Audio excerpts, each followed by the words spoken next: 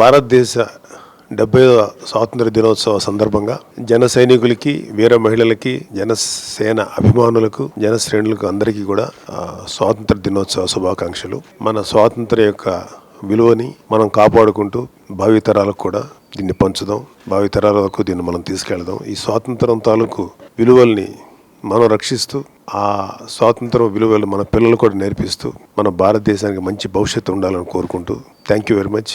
All the best.